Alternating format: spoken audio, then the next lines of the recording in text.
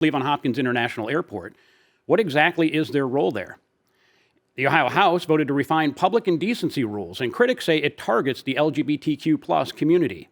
Cuyahoga County prosecutor says the county executive's plan to build a $1 billion jail complex in Garfield Heights is illegal because the county hasn't followed the proper procedure prescribed by law.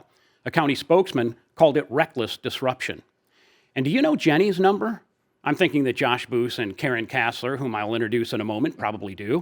Zaria Johnson, born a few years after us, I wouldn't expect you to know Jenny's number, but you may surprise us. For people of a certain age, it's the most memorable number ever, and a cancer support organization is set to capitalize on that.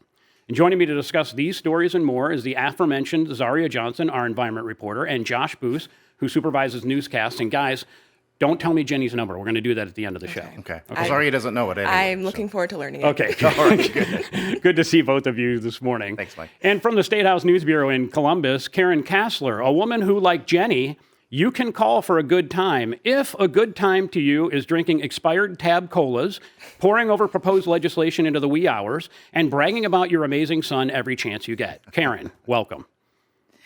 Also, go Guardians, Chase DeLauder for MVP. All right, that's the other thing. Okay, I also had that for the end of the show, but I guess we're going to get that out of the way. Chase DeLauder, 2 home runs. His first I can't help it. A home run in his first regular season at bat, and those of you who stayed up late shouldn't have, because you should be up early for this, but I did wake up in the last half of the last inning and got to see the win. But Karen, thanks for setting us off on the right course here. And now is about the time we used to start the roundtable on the radio, so let me reset for appointment listeners. Hello and welcome. We're starting the roundtable 2 minutes earlier each Friday, just after 9:04, and it's because of television. Starting next week, April 3rd, we are expanding our television show on WVIZ from a half hour at 7:30 p.m. to a full hour at 5 p.m. And we're going to rename the show to align with the radio show, the Sound of Ideas Reporters Roundtable. It's an hour on television. It's a bit different from the hour we do on the radio, so we needed to add a couple of minutes to the show, hence the earlier start time. Okay, that said, I think we've reached quorum here, so let's get ready to roundtable. What could Cleveland's Burke Lakefront Airport look like if Mayor Justin Bibb's administration succeeds in decommissioning the airport and folding the acreage into its plans? A new report released this week and paid for by the North Coast Waterfront Development Corporation provided a first look at 2 different concepts of Burke's potential redevelopment. Now, Josh, I said concepts, but they are just that. They're concepts. These are not plans that they're putting out to the public. They sought ideas. Here are some of the ideas, basically. Just ideas, right. Scott Skinner is the director of the North Coast Waterfront Development Corporation, and he essentially is saying, look, these are concepts. These are starting a conversation to what could be there. This is a 193-acre site, so it's not a master. The whole site is 400 acres. 400, right. The site that they're looking to redevelop. 193, I think, would be one of the parks, would be that big. Right. So they're looking to redevelop this section. This is not a master plan, though. Yeah. They still want input from the community. They're still going to need input from city council, too. Yeah, and lots of ideas, and we've heard these when we did our community tour last month. We talked about what some of the ideas could be. You know, one of them was a golf course. Amy Eddings and I were just joking earlier. If they plan that right, you could have the disposal area where they're filling dredging. You could have that filled up with golf balls and a whole new plank of park, probably within a year. I don't know, depending on who's golfing there. Right. But all of these ideas, some are going to like some are not going to like others. But the fact of the matter is there's still a lot of discussion. Still, we have to talk about whether there'll even be a project there, because it is an airport. And we just this week had folks who are supporting the airport, the businesses and pilots, who say it shouldn't close. They had an open media day at the airport itself. So it's not a done deal, it'll close. What are the process for that? Council would need to sign on. There needs to be some federal help as well. Yeah. So council would need to sign on, but then they would have to decommission the airport, and there's really 2 ways that would happen. Either the FAA would close it, which could take a very long time. It's a very long process. Or a little faster would be an act of Congress. And Senators Bernie Moreno and John Husted have requested plans for what could go there. And that's part of the reason these concepts came into play. They're open for alternative ideas of what that could be before they would make any decision to say, okay, yeah, let's let's let Congress decide. Yeah, you can't build a high rise. I mean, it is landfill, but there are things you can build. They talked about some sort of hotels and other money making ideas. And Zaria, that's kind of one of the keys I think that they put down is that there could be revenue generation. It's not just an open park that we have to pay to build and then that is it. They're saying this might bring back money on a regular basis. Yeah, and they're estimating more than $2.6 million in tax revenue from development on the project. That's from the public green space, like you mentioned, Mike, and also the ideas for different money-making industries that could be placed there. But the plan does call for redevelopment that could cost anywhere from $480 million to $844 million. So that's a pretty pricey tag. Where does that come from? That is coming from, well, the city's saying they want to leverage federal, state, and private investments. Well, so do I. Right, exactly. But they're saying that hopefully that would avoid dipping into the city's general fund too much if they can target all those other options out there for money instead. Yeah, the question is how do you pay for it, and then whether, and that's the thing. The council, you mentioned, the council has to sign off. They're saying we want to make sure that this is budget neutral, that we're not somehow subsidizing this through our general fund where we're already depleted and we need to take care of neighborhoods as well. And we talk about, this is not a done deal, obviously, because these, there's two concepts for this plan. One of them includes a campground, a public golf course, hotels, restaurants, hiking trails, a waterfront public golf course, as I mentioned. So there's a lot on the table there. Yeah. I mean, this could be a lot of different things. All right, Karen, continue to watch your highlights from last night's game because we're going to talk about another local story, and then we'll get into some state stuff. This week, Akron released its master plan for redeveloping the abandoned inner belt that cleaved a thriving black neighborhood decades ago.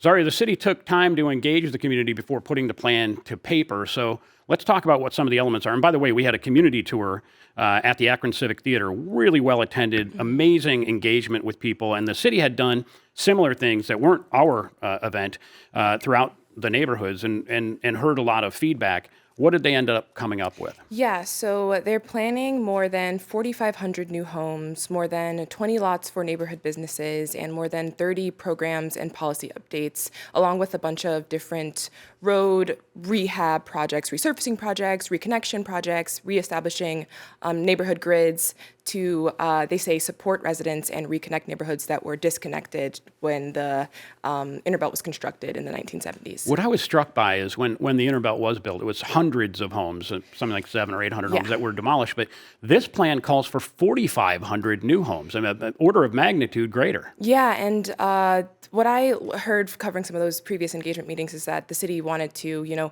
correct some of the historic harm done to the community.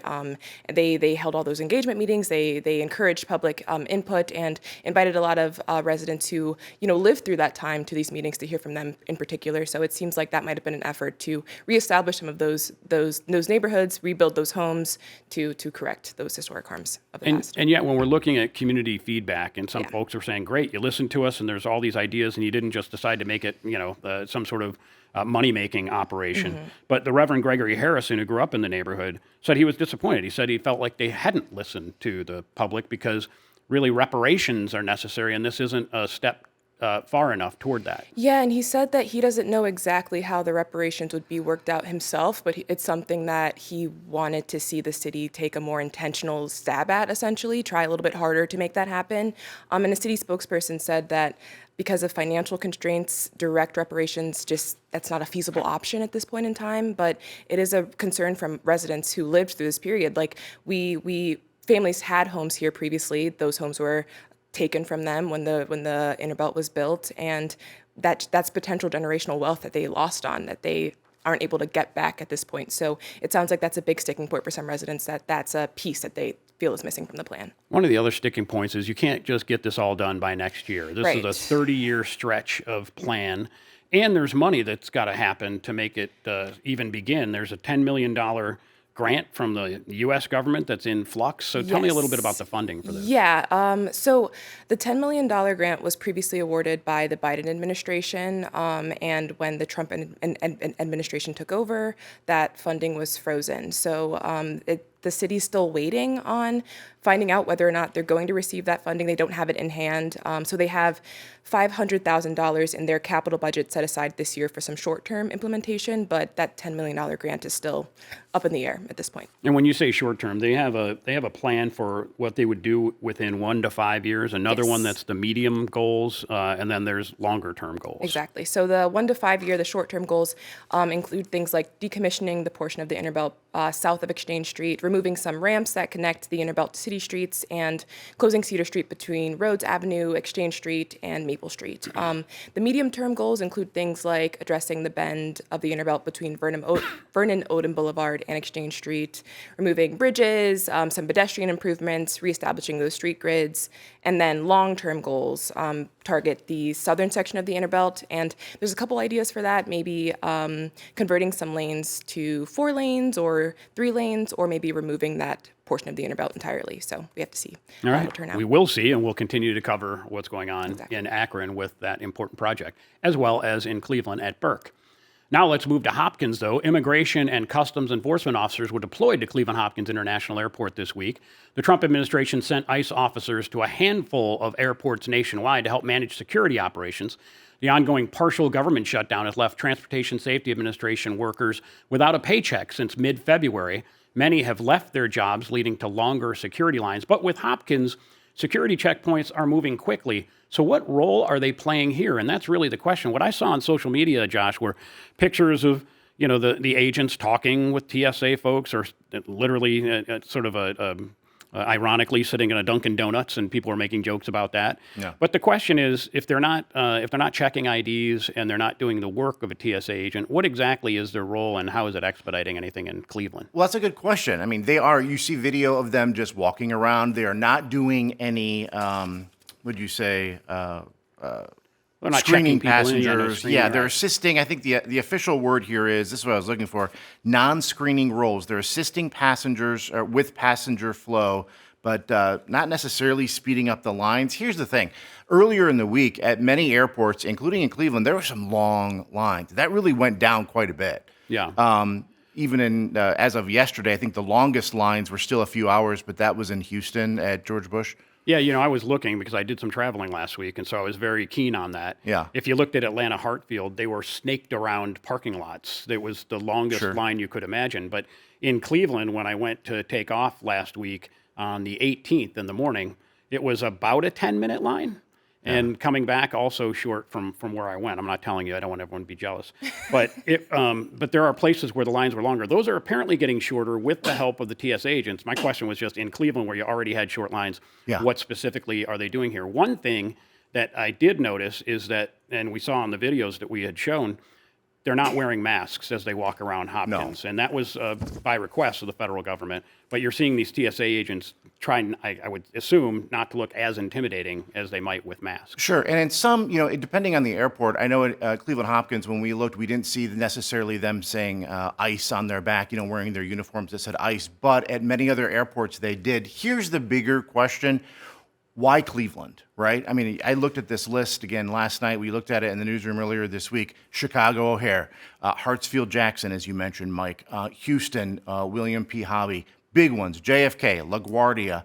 But other than Cleveland, there is Pittsburgh, there is Louis Armstrong in New Orleans, and Phoenix Sky Harbor airports. Those are more the medium size. So I don't know really how they came up with this list, but I was a little surprised to see Cleveland too, because the lines typically aren't that long. I want to remind you, if you're listening on the radio and would like to join our conversation, you can do that right now by sending an email, soi@ideastream.org, about any of the topics we've talked about, or you heard us tease some of the topics we'll talk about later. You can get in on those as well. And that's what Kathy did. She sent us an email without us telling the email address, so she's obviously a regular. She says, a major, spectacular free space will draw the people necessary to support the money-making concerns at Burke. Think world-class environmental sustainability, all on Earth, including Earth, are all in this together, is what Kathy has to say. And appreciate your point of view. We'd love to hear what you have to say about any of our news topics today. And the next one is this. The political spat between the Cuyahoga County executive and the county prosecutor got a little more heated yesterday when prosecutor Michael O'Malley sent out a letter demanding that the county cease and desist spending on the massive jail project in Garfield Heights. O'Malley contends the county didn't form the proper committee of officials required by law and doesn't have the authority to proceed without the committee's sign-off. Meanwhile, county judges have hired a lawyer because they're concerned that the aging courthouse is getting short shrift on this project. And finally, the county executive spokesperson, Josh, replied, listen, this guy is being a disruptive force and essentially painting him as someone who's just throwing bombs. So let's talk about it. What law is O'Malley referring to in his letter? So it's a state law, a law in Ohio that governs how counties approve plans for courthouses and how they approve plans for jails. Two groups would need to be convened to approve plans for projects like this. The first group is going to include Ronayne, the county executive, the county council president. The second group must include the clerk of courts, the sheriff, and a probate judge. That has not happened, and because of that, County Prosecutor Mike O'Malley is saying, look, neither group is formed. These current jail plans were not approved. Because of that, it's illegal. And yet the county's response, and it wasn't from the executive, I think he was dropping the puck at center ice last night at the Monsters game, but because this note came last night, this letter came last night. But the spokesperson for the county said that O'Malley is intent on recklessly disrupting the day-to-day work of county government and wasting public money. Unfortunately, taxpayers will continue to suffer because of his antics. O'Malley's reply to that is the law is the law. Right. The law is the law, and this is not the first time this has really happened. I mean, if you look at this, Chris Ronayne, county executive, has said in the past that a committee like this will be established. That was more than a year ago, actually almost 2 years ago, but still there's nothing to show for it. Now, I will say this, because I've sat through a lot of those meetings, county council meetings, where the architects come in, they sit down, they go over the entire plan, or what the differences in the plan from one moment to the next, how it has evolved, how the price has changed. But there's been no groups that have been deciding how that goes. It's really been up to the county council thus far. And then I mentioned the judges. So when originally we talked about there being a new jail, there was some thought about a renovation downtown that would include a renovation of the Justice Center. A lot of problems there, a lot of behind-the-scenes problems, but it's just not a functioning, workable space. The judges want that to be addressed too, but this jail project at $1 billion, a complex there, does not include the courthouse. They want that to continue to be downtown, but there hasn't been a solution. It's, hey, we're going to come up with one. Well, now the judges are saying, hold on a second. Yeah. We want to make sure there is one, and they've hired outside counsel. Yeah, so they've lawyered up. There's no official lawsuit right now, but they've said, look, we got to look at the deteriorating conditions of the courthouse, the current conditions of the courthouse, not necessarily saying we need a new courthouse in this complex. But yeah, that's something that Ronayne has constantly come back to and said, yes, we're going to consider this as soon as let's get this first part done with the jail first. But the price, I will note, has gone up. The price of the jail has gone up without adding that courthouse. So as the architects come back, as the planning process continues, not even adding that courthouse in there, the price continues to increase. So it's going to be interesting to see how that plays out. How are they going to put this in there? Okay. You know what I want to do? I want to hear from Karen Kassler. Two former executives of First Energy returned to the courtroom yesterday so the judge could reread a portion of the jury instructions they received a week ago. Juries have been deliberating for 6 days in the bribery case against Chuck Jones and Michael Dowling and have sent questions to the judge indicating they may be at an impasse. Karen, the length of the deliberations, it's got to be, for some court watchers, a surprise, but they're clearly stuck on something. Yeah, this will be the 7th day, I believe, of deliberations if we have court today. And so that is a long time. I think the questions have been really something that people have seized on as maybe this will give us a clue of what the jury's thinking. There have been 3 questions, I think, that have been asked. And it's just kind of one of those things, though, that there was an expectation that there would be a verdict, certainly within a week. And here we are, more than a week now, still waiting. So possibility of a hung jury, maybe. Who knows?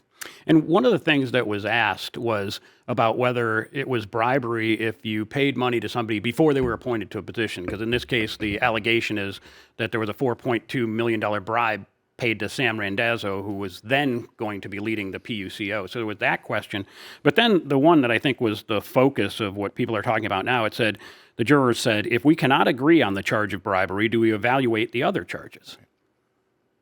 Well, and I think that was a big part of certainly the defense's case here. I heard defense attorney Carol Rendon, who was defending CEO Chuck Jones, former CEO Chuck Jones, saying basically that if you can't convict on bribery, the entire case falls apart.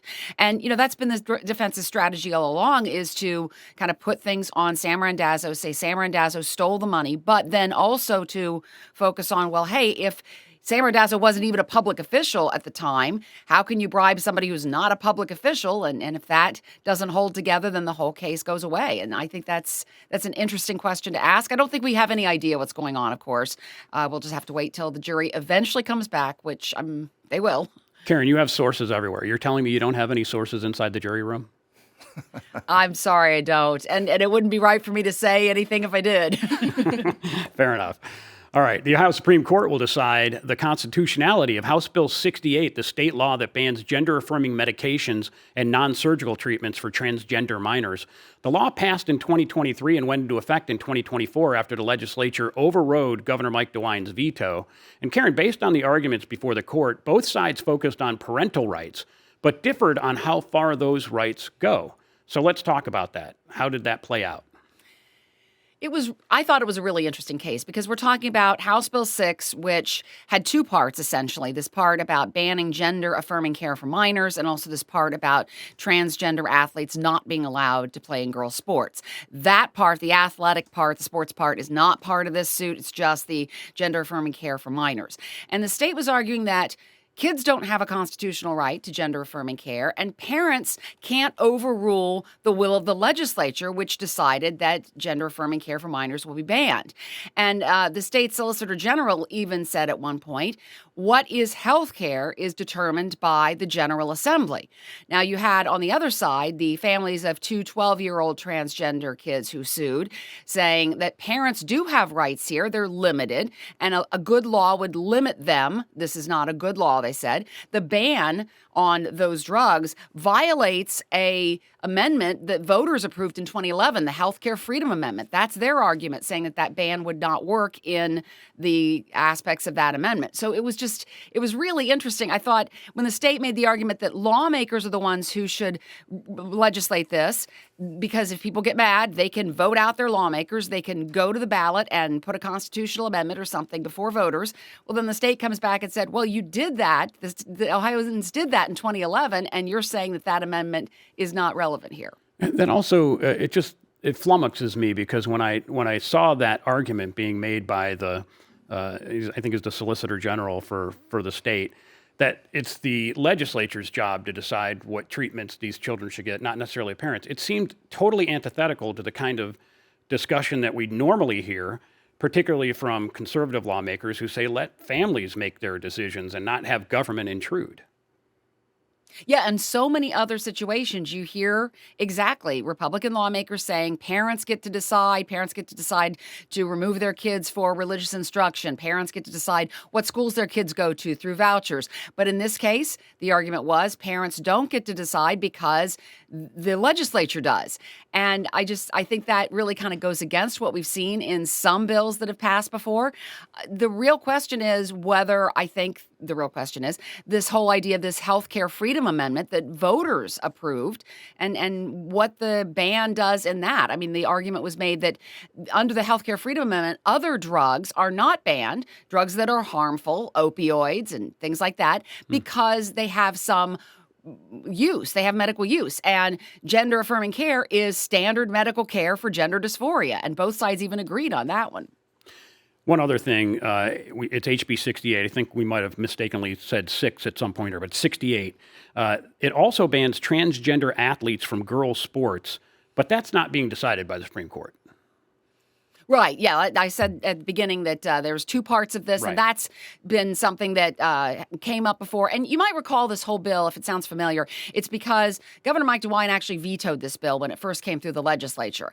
And the legislature, Republicans in the legislature, immediately overrode that veto and put it into effect. It's been in court basically ever since in 2024. But there was a decision that allowed it to go into effect, which is something that a lot of laws are not permitted to do while they're in litigation. You see that a lot with abortion litigation, for instance.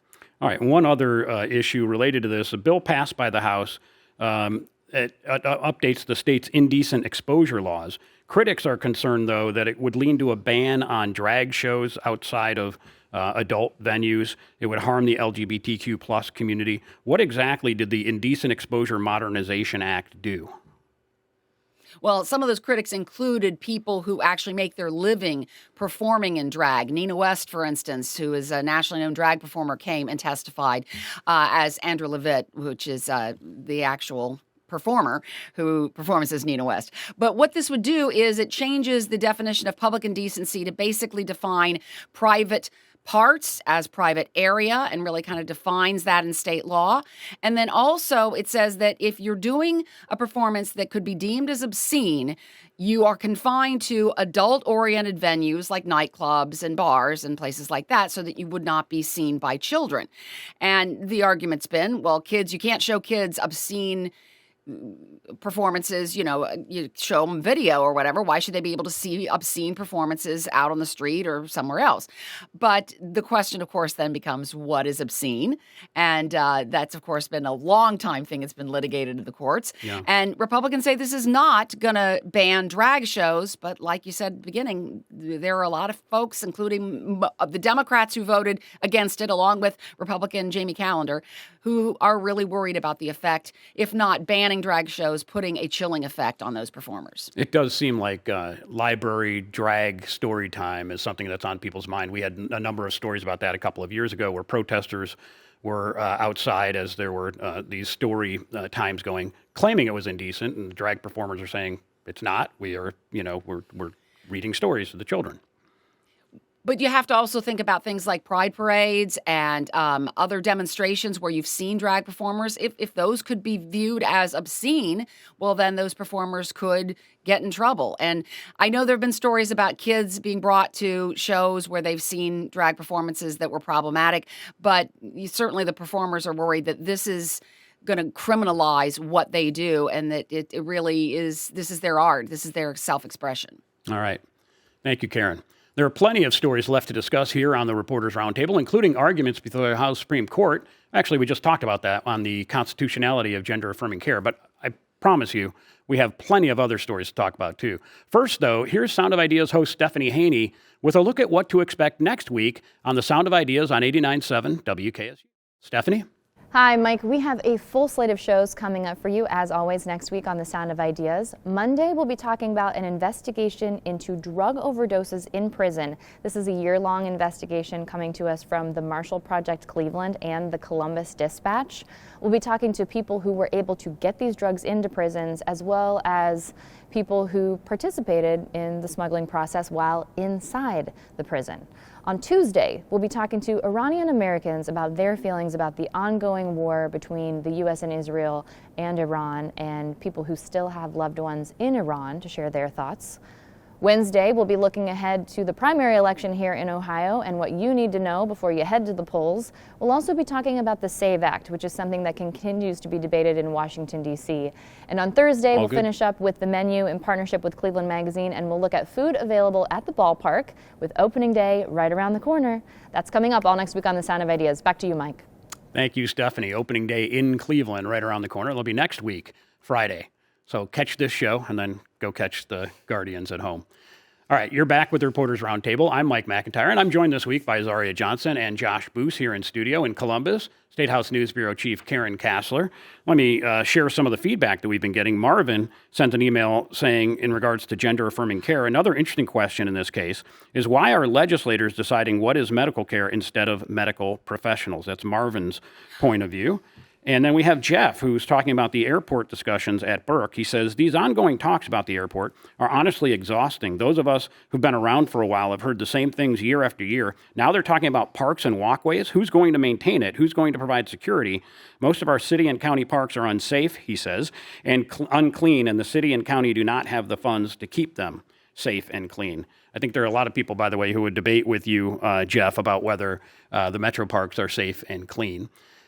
Anyway, good thought, and we'd love to have your thoughts at soi@ideastream.org. And before we get back to the stories that we're going to talk about today, let's talk about the quiz. I'd like to encourage you to try your hand at the IdeaStream News Quiz. If you listen to this show and WKSU, you're likely to ace it. The quiz publishes on Fridays. It draws from the week's stories filed by IdeaStream, the State House News Bureau, the Ohio Newsroom. You'll find it on ideastream.org right on our homepage. Just scroll down and look for it on the right-hand rail. All right. Getting back to the news, some craft breweries in Ohio are turning to consumers in their effort to persuade lawmakers to override a line item veto made by Governor Mike DeWine. The governor nixed a portion of Senate Bill 56 that made changes to marijuana and intoxicating hemp regulations. The law, when it arrived on the governor's desk, allowed for the sale of THC-infused beverages to continue throughout this year. But the governor took that out, banning those beverages, and a number of craft brewers locally make and sell them. And Zaria, the craft brewers are saying overriding the veto is critical. This is an important part of their business. Yeah, they're saying they're having a hard enough time as it is because there are more non-drinkers and there are some changes to like how people drink socially and things like that. And so a group of local brewers have sort of joined forces in encouraging consumers to take action and reach out to their state reps to overturn the veto. Yeah, I've heard the same thing from store owners who had these products on their shelves. They had all kinds of inventory that suddenly was rendered worthless. You can't sell it here. Right. But it's like up to 5% THC infusion. A lot of people are not wanting to drink alcohol anymore. Younger people, fewer and fewer of them are drinking alcohol the way older people do. But these drinks might be something that might entice them. You see, Great Lakes has a big line of various ones. There are a lot of local places that are offering and brewing these types of things. Karen, the legislature can override vetoes, and in this case, they're being implored to do so by some pretty important business owners.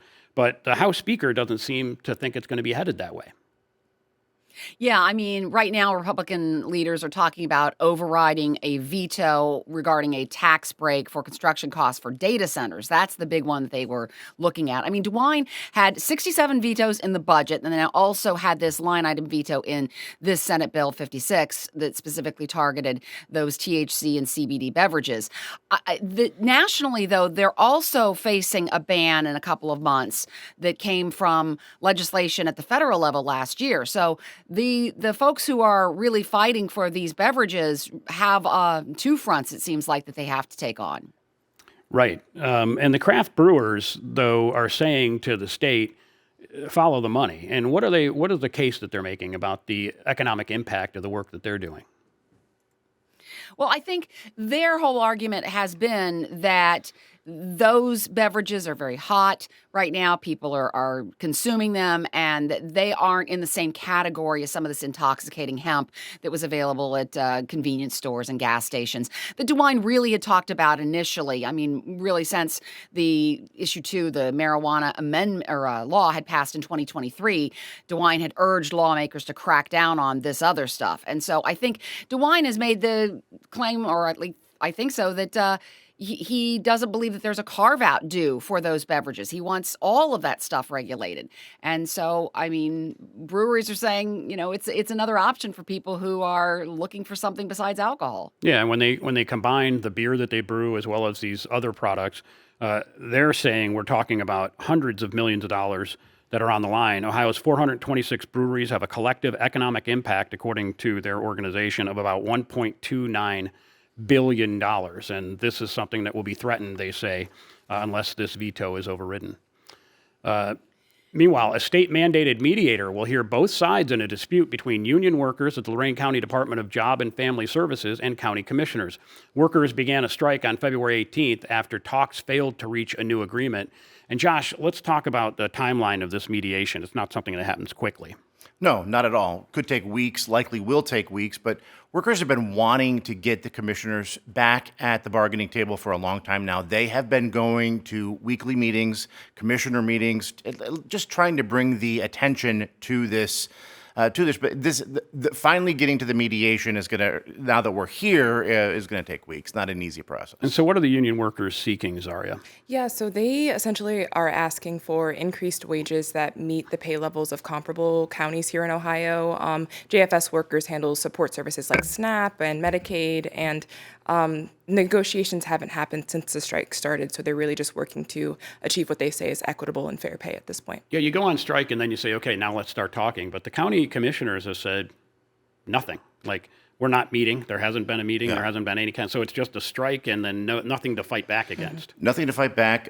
We reached out to them, and Commissioner Jeff Riddle said in an email to us that essentially, look, I'm not going to comment on this at all. I want to limit the noise. I want to let the process work, which is the exact words he said on a different story relating to the whole debacle that was going on with the sheriff's department and the whole car lease situation. So, look, there's a lot going on in Lorain County, particularly with the commissioners and the rest of the county workers. So I don't see this getting solved anytime soon, but these workers are not giving up. And that commissioner does not like noise. Does not like noise, and no. Neither, by the way, do residents of Fairview Park, who were fighting a proposal to build a new city maintenance facility and salt dome in their residential neighborhood. Well, the mayor now has tabled that after the neighbors unified in protest. Zaria, what are the next steps? What's the timeline look at here? Originally, there was going to be this facility. It was built behind Mastic Road, where these people's properties would then back up onto a city facility. They didn't want it. The city really hadn't consulted them. Now we have the mayor suspending it. Where do we stand with that? Yeah, so the mayor is giving council some time to conduct environmental studies and traffic studies on the property or to find other options. He said basically, we just want to know if this will be a good location for the project. Maybe it won't be as bad as residents think it might be, or maybe it will. Let's do some research and figure out what our options are at this point. And the concerns that they had were what? Yeah, so they were concerned about the short notice that they got on plans for the project overall. But outside of that, they were also concerned about declining property values, air pollution, and noise pollution, like you mentioned. You know what I thought was interesting? Gabriel Kramer did a great job on this story, going out and talking to people in the community. There was one woman who said, I am going to be at every single meeting. I'm going to be sitting in front of the bulldozer if this happens. Yeah. And these people are not, they're not happy about this. The mayor says he's open to other ideas. There's a possibility of a building where the senior center is, moving the seniors, all kinds of other things. This is like an in-the-weeds suburban story. Right. But what impresses me so much about it, and we talked about this at the lead of the show before when we were talking about a variety of things that people are fighting, including data centers. But it's a service garage and a salt dome, and yet look at the impact it has in a neighborhood and the sort of mobilization that happens. Now you're hearing city government listen. Well, and it's easy to look at a story like this and read a story about this when you think, okay, yeah, it's just of course they need a garage, of course they need a salt dome, until you start hearing the interesting stories from the people in the neighborhoods themselves.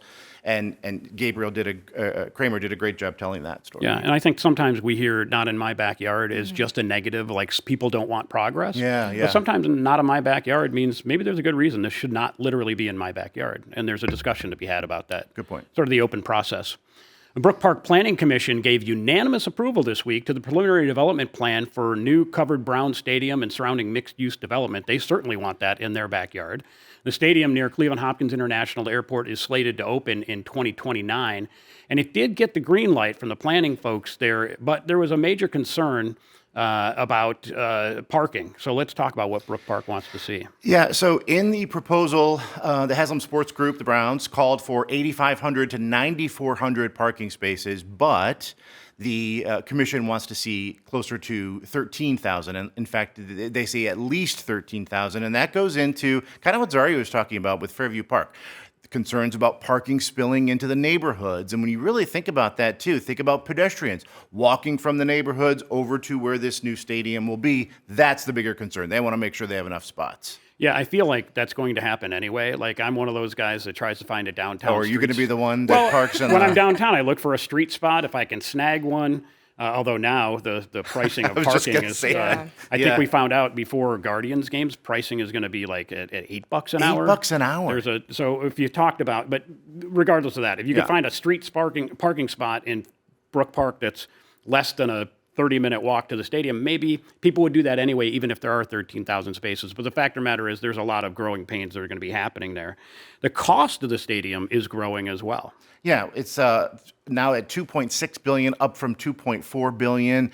The Haslams say it's all because of design enhancements. You would think inflation or something. No, design enhancements, and they particularly talk about technology for the roof. I'm guessing the retractable roof. I don't know why that went up or if new technology came out, but that roof. We're talking $555 million more. And the Haslams have said just yesterday, look, we will take that on. We're going to pay that. I heard that the new roof will blow wind at the other team when they're trying to kick a field goal. Was that, well, $500 million worth is worth it. Well, then, you know, if it gets you just one victory, right. it would be fair. Karen, the Browns' excavation work began earlier this month, but key funding mechanism for that, we've talked about a bunch of times, the unclaimed funds, still tied up in court. Any movement on that? No, not at this moment. There's still a hold on the transfer of these unclaimed funds from the state's unclaimed funds fund to this new fund, the Sports and Cultural Facilities Fund, which is also has some money in it for other sports operations who have applied to try to get a share of that $400 million. That's all been held up because a Franklin County judge says that transfer cannot go forward. There's also a federal case. The judge there has said that the transfer can go forward, but the Franklin County judge, that case and the hold on that transfer is what's stopping it for right now. The Haslam Sports Group, which is building this facility, also is pursuing a women's soccer team in Columbus. They already have the Columbus Crew, and they have a stadium for them there. They're now encountering hurdles, though, on getting the women's sports team, too, and that's also about money. Yeah, they've said that they wanted a public-private partnership, but Columbus City Council has said no, they're not going to agree to $50 million to make some changes to what's now Scotts Miracle Grow Field. It used to be Lower.com Field, so I had to think about that. Columbus Mayor Andrew Ginther has said we should do this. What I think is interesting here is Cleveland has a women's soccer team that is going to be playing at some point soon. So, I mean, to have two potential women's soccer teams 120 miles apart is interesting. But right now, it looks like the Columbus City Council members are not interested in this. I'm not sure they're in the same league, though. But yes, there's soccer is growing, and the question is whether it can be afforded in any of those communities. Let's go to another State House story you can clue us in on. A new bill would require doctors to tell pregnant patients about abortion reversal once a medical abortion is underway. And Karen, the bill is targeted at medical abortion. First of all, what is that, and what would the bill require? Well, medication abortion is this two-part process. It's not Plan B. This is medication that you get from a doctor or a medical professional. You take one pill, and then I think it's 24, 48 hours later. I'm not a doctor, so don't trust me on this on terms of the actual time limit. But you take the second pill. And this idea has been introduced at least twice before, if not more than that. The idea that somehow if a patient gets information about whether this abortion could be reversed and she wants to go that route, she's decided she doesn't want to go ahead with the abortion. If she doesn't take the second pill, then that could potentially make it so that she does not have an abortion. So that's what these two conservative Republican lawmakers want to do. They want to basically put that information out there and tell patients that they don't have to take the second drug if they want to change their mind. If they don't take the second drug, then potentially the pregnancy will not end. So what I'm hearing from opponents of this is that they already go through an extensive process to explain what the risks are and to make sure that people want to have this procedure. And then halfway through, you'd come in and say, "What? You could still change your mind, and would you like to do that?" And they say that that's not appropriate to do. The other question, though, is whether this is a proven thing. Like, we know 100% this will work. There hasn't been extensive medical studies that say using this other counteracting drug in the middle of this procedure will necessarily preserve a pregnancy. Right. I think most studies, the few studies that are out there, have shown that it's not necessarily a reliable way to stop the process. But that whole idea of information has been part of the whole discussion about 24-hour waiting periods as well, which Ohio does have an existing 24-hour waiting period for a surgical abortion. And that's on hold in the courts because of the Reproductive Rights and Abortion Access Amendment that voters approved in 2023. And, you know, the critics of these kind of things have said, hey, women know what they're doing. You should trust them to do their research and get their information. There's no need to add information on top to try to persuade women not to go through with abortion. Okay. A bipartisan bill seeks to place greater oversight on Jobs Ohio, the statewide private nonprofit jobs creation agency. Jobs Ohio Transparency Act is sponsored by Democrat Tristan Rader of Lakewood and Justin Pizzuli, a Republican from Scioto County. And Karen, this bill is an offshoot of the scandal that led former Ohio State President Ted Carter to resign. What's the connection to Jobs Ohio and why oversight would be needed now? Well, it's been found out that about $60,000 came from Jobs Ohio to this podcaster who former Ohio State University President Ted Carter admitted having an inappropriate relationship with. And so there have been a lot of questions raised about what was Jobs Ohio doing in this whole mix? I mean, Jobs Ohio was created in 2011 when former Governor John Kasich came into office. He was frustrated with the way that the Department of Development was bringing jobs to Ohio, saying that the state was moving at the speed of government. He wanted it to move at the speed of business.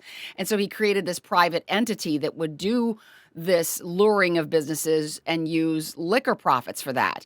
And even since then, I mean, that was widely approved by Republicans back then. Now you have Republicans, including this one, who say they're very concerned about transparency here. I mean, House Speaker Matt Huffman has even said there are legitimate questions now about transparency for Jobs Ohio, which was created to have shields on a lot of the transparency because of trade secrets and other things that Right. Kasich and others who supported it said that they didn't want those things put out there for reporters and others to see. Right now, the state auditor just reviews an independent audit of Jobs Ohio. And one of the things that the folks who want more transparency say is that every 2 years, state auditor ought to conduct an actual audit. Right.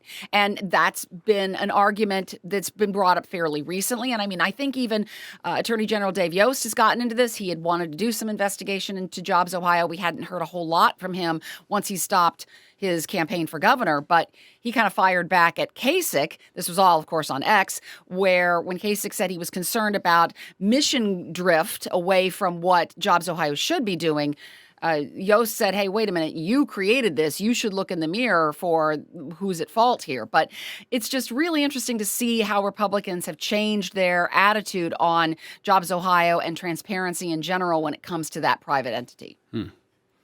Organizers of the No Kings movement have set this Saturday, March 28th, for the third wave of demonstrations nationwide. Thousands of events are planned across Ohio, including nearly 100 across the country, including 100 in Ohio, and there's one in Cleveland, too. Folks are going to be meeting at the Free Stamp tomorrow before noon. Josh, organizers say this turnout could surpass what we saw in October, and I think we're seeing some video of that now. Why? Yeah, a lot of people there, and a lot of people in other parts of the state and around the country. More than 3,000 different events are being planned around the country. But why different this time? Because there are different groups teaming up together this time. I know the American Civil Liberties Union, one of them, Move On, formerly MoveOn.org, is one of those groups. So I think another part of it too is the developments happening in the last month with the Iran war. A lot of people coming out, there's been some controversial decisions coming out of Washington, it seems, constantly, and people are not happy. Many people. And we will have, as I mentioned, in Cleveland, but Zaria, it's really, we 100 sites in Ohio. There may be more that even pop up, but they're not just in big cities like Cleveland. We're talking some of the smaller communities that we have as well. Exactly. There's protests planned in rural townships here in Ohio, suburbs, and major cities for tomorrow. There's demonstrations planned in Canton, Cleveland, Columbus, Toledo, New Philadelphia, Chardon, and elsewhere in the state, as you mentioned, Mike. And when we say no kings, what we mean by that is people are seeing the president as having an authoritarian bent, essentially ruling as a king, and so that's where the no kings comes from. That's where it comes from, and if you look too at the what the Supreme Court has ruled in recent months, in last year or so, one could argue that he's been given more power. So a lot of people just very frustrated by the constant news that's coming out. All right. Karen, Frank LaRose, the Secretary of State and an Army reservist, has been called up to serve with his Ohio National Guard unit. He's running to be state auditor. He won't be the Secretary of State anymore. We know anything about his deployment? I think it's obviously classified, although I think of that scene in Airplane where the guy says exactly where they're going and when they're going, and then she says some innocuous question, and he says, I can't tell you, that's classified. But in this case, it is classified, right? Yeah, anytime you can work an airplane reference in there, Exactly. it's great. But we don't know a whole lot about Frank LaRose's deployment. I mean, we do know that Frank LaRose served in the military. He talks about that a lot in his campaigns. And what was interesting is this kind of came out at an event that was happening on the State House grounds on Wednesday. He was supposed to be at this groundbreaking for this women's monument that is going to be unveiled sometime this fall. And a spokesperson for his office came up and said the secretary can't be here. He's serving his country in the military. And then his office confirmed that yes, indeed, he's been deployed, but we have no information on where he's gone, what his unit is doing, who his unit is. It's a lot of very vague information there because they say it's about personnel safety. And he is not a lower level worker in an organization. He's the Secretary of State. He runs a pretty big operation. Who does that work while he's gone? Well, I was asking his office that actually yesterday, and Ohio law requires the Assistant Secretary of State to act on the Secretary's behalf if he's unable to perform his duties, according to LaRose's spokesperson. And he also says at this time, that has not been necessary. But if it ever becomes necessary, then Assistant Secretary of State Kimberly Burns would take over. And once again, we don't know how long this deployment is set to be, if he's left the country. We don't know anything about that. So we have no idea if Kimberly Burns is going to be taking over for him. I mean, we have this week the constitutional amendment that would ban data centers larger than 25 megawatts was certified by the Attorney General. It has to go before the Ohio Ballot Board next, so those folks can start gathering signatures. Well, the ballot board meeting has to be called by the Secretary of State, so we'll see. And you mentioned this groundbreaking for a monument, a women's monument there. The governor said at the groundbreaking that it was long overdue. What is it? What is that monument? Well, the Women's Monument is something that has been in the works for a while, and it's a $2.5 million project that's been done by an artist from North Carolina who's actually doing all her work on this in Zanesville in eastern Ohio. And it's basically honors women's work in securing the right to vote and their continued efforts toward equality. And it's really interesting. It's got these 4 columns, and there's bronze figures on 3 of them with another column open for future generations. And it'll kind of be on the plaza, so you can walk in the middle of it. It's not just something you look at. It's something that you're meant to walk through and experience. And it's going to be one of the few in the country that specifically honors women's accomplishments when it comes to voting, the right to vote. Yeah, a lot of men's monuments in Columbus. As the mayor, as the governor Lots. said, long overdue.